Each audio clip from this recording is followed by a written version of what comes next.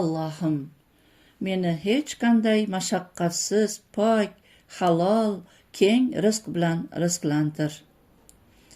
Ey Allohim, meni ikki sharmandagarchilikdan, faqirlik va qarzdorlikdan saqla.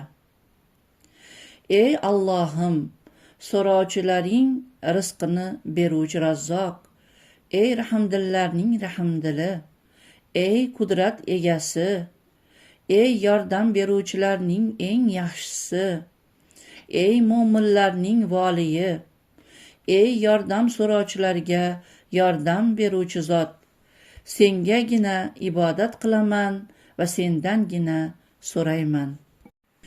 Ey Allohim, agar rizqim osmonda bo'lsa, uni menga tushir. Agarda rizqim yerda bo'lsa, uni chiqar. Va agar uzoqda bo'lsa, uni yaqinlashtir. Va agarda yaqinda bo'lsa, uni oson qil. Va agarda ko'p bo'lsa, unda baraka ber. Ey rahmdillarning rahmdili. Ey Allohim, Muhammad sallallohu alayhi vasallamga, u zotning oila ashablariga salovatlaring bo'lsin. Menga halollaringni yetarli qilki, haromlaringdan tiyilay. Senga itoat qilay, ma'siyatlardan saqlanay. O'z fazli karaming bilan sendan, o'zgalardan behojat bo'lay. Ey butun olamlarning ilohi, Rasuling Muhammad sallallohu alayhi vasallamga, u zotning oila ashablariga salovatlar bo'lsin. Ey Allohim, rizqimni men uchun bo'ysundir va meni rizq talabidagi hirsdan, mashaqqatdan saqla. G'am butun borlig'imni egallab olishidan, xalqqa xor bo'lishdan meni saqla. Ey Allohim, menga halol rizqni muyassar qil va u rizqimni menga tezlat, ey duolarni ijobat qiluvchi zot. Ey Allohim, ey marhamatli zot, hech bir jonzotni unutmay rizqlarini taqsimlagan zot, seni poklayman. Qo'llarimni berish bilan baland qil, chunki beruvchi qo'llar oluvchi qo'llardan baland.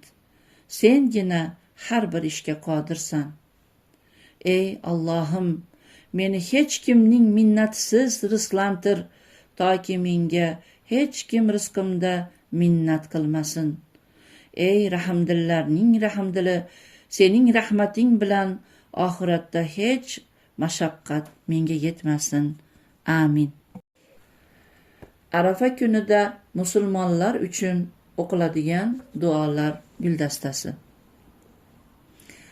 Bismillahirrohmanirrohim.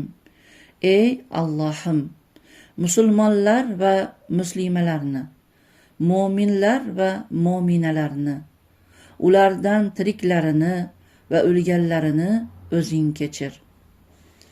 Ey Allohim, musulmon yigitlarni o'zing isloh qil. Ey Allohim, ularni o'z jamoatlariga, oilalariga, onalariga ko'z quvonch qilib qo'y, hamda muhabbatli qil va qalblarini iymon nuri bilan ziynatla.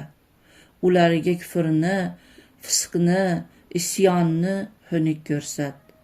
Ey rahmdillarning rahmdili, ularni to'g'ri yo'ldagi ummatlardan, roshidlardan qil. Amin. Ey Allohim, musulmonlar jamoatlarini har qanday balolardan asra, yaxshiliklar, barakalar bilan serob ayla. Gunoh isyonlardan ummatni pokla. Bizdan kamchilikni, vaboni, riyoni, zinoni daf qil. Ya Robbal alamin, amallarimiz xotimasini chiroyli qil. Senga yo'liqadigan kunimizni kunlarimizning eng yaxshisi qil. Bizlarni, xalqingni eng behojatlaridan qil. Bizlarni, bandalaringni senga eng muhtojlaridan qil.